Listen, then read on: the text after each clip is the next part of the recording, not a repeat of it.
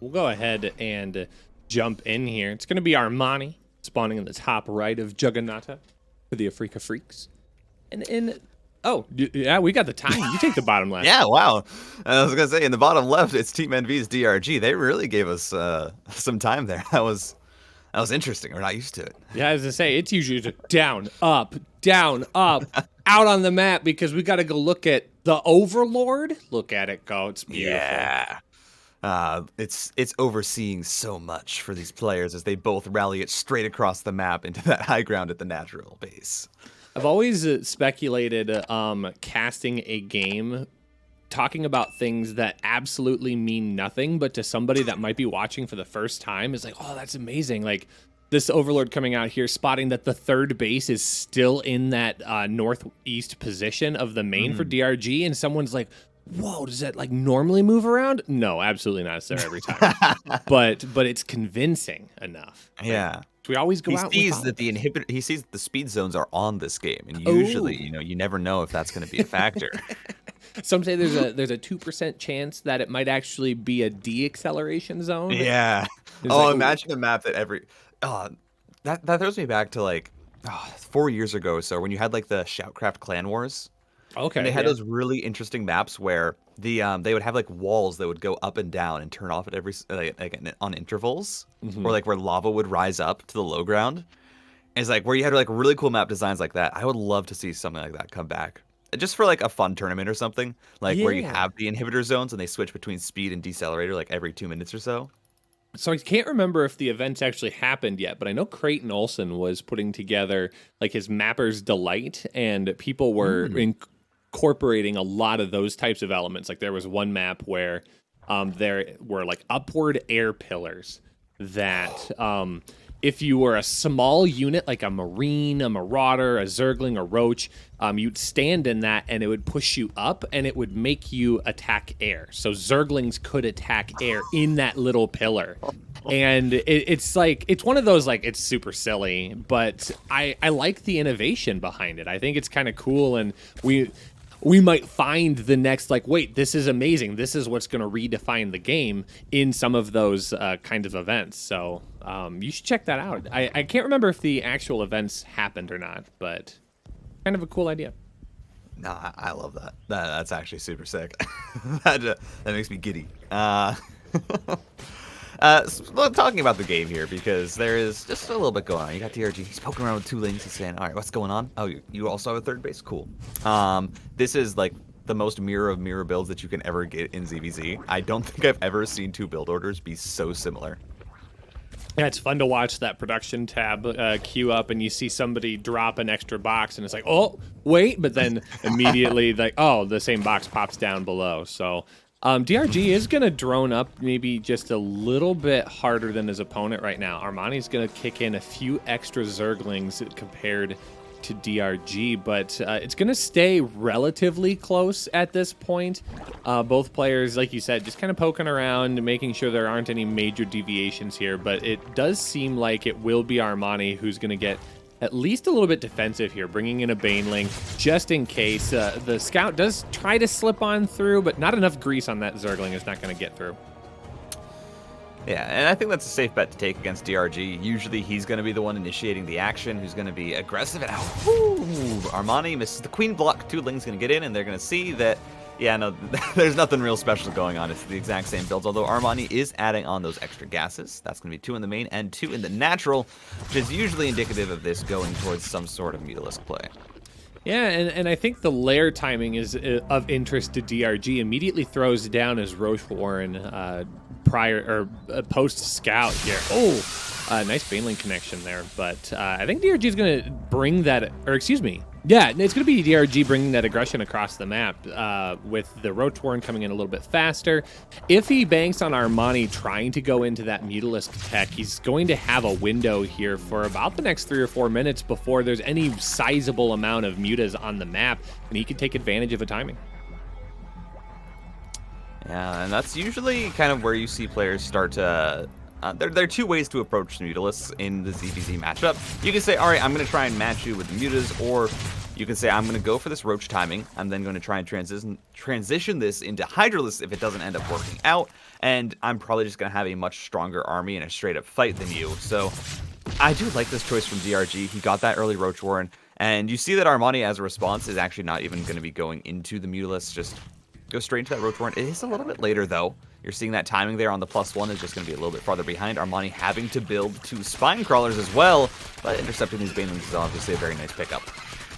Yeah, this is a bit forward here for DRG, just kind of spawning those Banelings in the face of ARMANI. He's making it very clear that he wants to push on forward, but I don't think he was expecting this much pushback here. Roaches and Queens are going to start diving on forward. The Banelings are going to try and find connections with something, and they are going to be able to get on top of those Spine Crawlers, immediately damaging Queens and Roaches as well. The Roaches of DRG are going to be able to follow this up, and ARMANI is kind of looking a little worse for wear. He doesn't quite have the amount of forces that he needs, and these Lings are going to come and support this in a huge way, but there just isn't this much to deal with this. Yeah, the Roach production was just so far behind for ARMANI. He did not have the Warren up as soon as he needed. DRG, he has more numbers, and that's all that matters. The drones get killed at the third. GG is called DRG. A swift timing and a swift game 1. Our red Zerg for the Afrika Freaks. This is ARMANI. The top right from Team NV, he's DRG. Ooh, good got a nice little cadence to it. Yeah. It was like very, very good. Love it. Yes. After doing this for 9 weeks or so, I think I've kind of got the timing down finally. Just in time for the whole thing to start wrapping up. Perfect. Yeah, just in time for playoffs, which I won't be able to cast. Oh.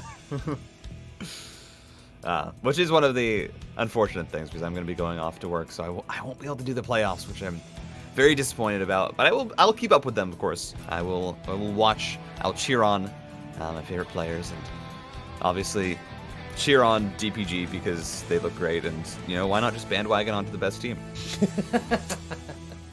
Well, yeah, when the herd gets thinned to about half, it makes it easy to start picking and choosing who you want to follow. I can't disagree with that. Now, I was kind of wondering a possible speculation if things would be different openings, but it seems like we're probably just going to wind up for another macro-oriented game. But it's not super surprising. 2000 Atmosphere is a rather nice macro-oriented map. I think the third bases are kind of interesting. If you take like the 12 o'clock or the 6 o'clock third base, there is quite a bit of distance between that and the natural. But I think overall, I mean, this map pool doesn't have a whole lot of crazy maps in it. They all seem pretty... I guess Beckett Industries is rather small, but every other map seems pretty standard.